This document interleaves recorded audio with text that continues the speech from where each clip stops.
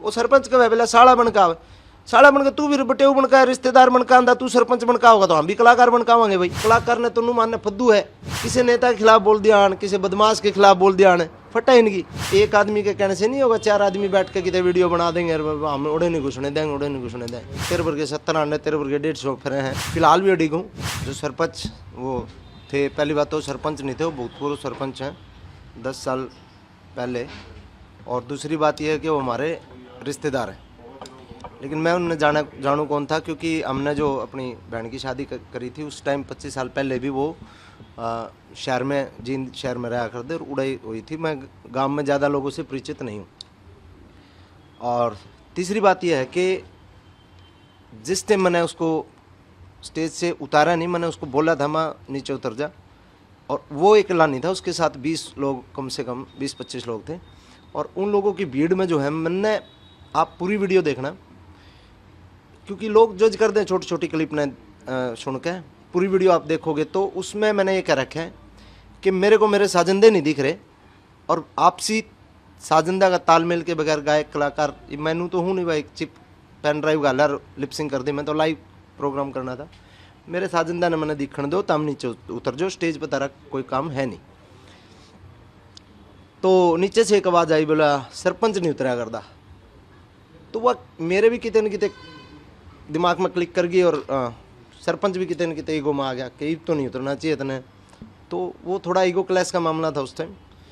और दूसरी बात जो मैंने बोली बुढ़ा कि भाई 70 सरपंच 40 जो बात है, वो एक हमारे हरियाणा में क्या है कि एक कहावत के रूप में यूज़ करा जाओ कि तेरे वर्ग 70 आने, तेरे वर्ग 150 फिरे हैं, इस तरीके से। तो उस बात से अगर किसी भी जनप्रतिनिधि ने, किसी भी सरपंच ने, किसी भी भाई ने बुरा लगा तो मैं अपने शब्द वापस लेता हूँ। लेकिन मन ने जो बोला है वो एक तरीके से तकिया कलाम जैसे यूज़ होता है, उस तरीके से यूज़ किया गया था। दूसरी बात जो मंत्री एमएलए वाली बात जो मैंने कही थी, उस पर मैं फ़िलहाल भी अडिग हूँ, क्योंकि स्टेज जो है कलाकार की होती है। ये मन ने कोई विधानसभा में बैठने देगा, मैंने को भाई मैंने विधानसभा में बैठना, कौन बैठने देगा बिना चुने हुए। कोई सरपंच अगर अपने गाँव का फैसला कर रहा है और उस फैसले को मैं ये कह सकता हूँ कि भाई ये फैसला तू नहीं, मैं करूँगा। हर आदमी की एक जगह होती है, एक गरिमा होती है सबकी। तो स्टेज कलाकारों के लिए थी वो। अगर आपने नाच गाना डांस करना था, आपने नाचना था, एंजॉय करना था, आप नीचे कर लेते, नीचे डीजे फ्लोर लग रहा था वहाँ पे कर लेते, नहीं तो आराम से प्रोग्राम देखते आप। वहाँ पे प्रोग्राम में डिप्टी स्पीकर साहब हैं हमारे माननीय कृष्ण मिड्डा जी, वो भी आ रहे थे। उनने भी प्रोग्राम एक बार स्टेज पे बधाई दे के वो अपने नीचे आकर हम थे, उन्होंने 2 घंटे प्रोग्राम देखा है, तो वो भी नीचे बैठे थे। तो देखो कलाकार को अगर कोई डिस्टर्ब करेगा बीच में, तो मैं तो सभी कलाकारों को कहूँगा ये बीच बीच में क्या कलाकार ने तो मानने फद्दू है। बीच में कोई नेता भाषण दे रहा है, बीच में रोक देंगे, हाँ भाई फलाने की एंट्री होगी, रुक जा रहे साजन दे, हाँ भाई फलाने की एंट्री, इसका स्वागत, रुक जा भाई। यार कोई तरीका होता है, आप कलाकार को अपना गाने दो, प्रस्तुति देने दो। अगर कोई नेता का भाषण चल रहा है और कलाकार बीच में बोल रहा है कि क्या अच्छा लगेगा, शोभनीय लगेगा, तो क्या है कि कलाकार ने कोई भी टारगेट कर ले, क्योंकि किसी नेता के खिलाफ बोल दिया, किसी बदमाश के खिलाफ बोल दिया, फटा इनकी। जो लोग बकवास कर रहे हैं, कलाकार ने कोई भी टारगेट कर लो, कलाकार के अपना गाना बजानियाँ करनी है, बेचारा अपना बड़का ने पढ़नी है, सब समझे। तो ये मैटर था। और जिन भी प्रतिनिधि आने, मान लो 70 सरपंच वाली बात है, अगर बुरा लगा हो तो भाई मैं अपने शब्द वापस लेता हूँ। सर एक उन्होंने क्या है, पंचायत ने किया कि ये किसी भी हरियाणा में किसी गांव में इनको शो नहीं करने दिया जाएगा। यार एक आदमी का कहना तो पंचायत थोड़ी हो जाएगी। एक आदमी कह देगा 7000 सरपंच हैं हरियाणा में, ठीक है, 7000 सरपंच में तो मेरे समर्थन में भी बहुत लोग आ रहे हैं, जो 40-40 गाँव में सरपंचा के प्रतिनिधि आके, जो ऊपर जो उनके प्रधान हैं, वो भी समर्थन में आ रहे मेरे।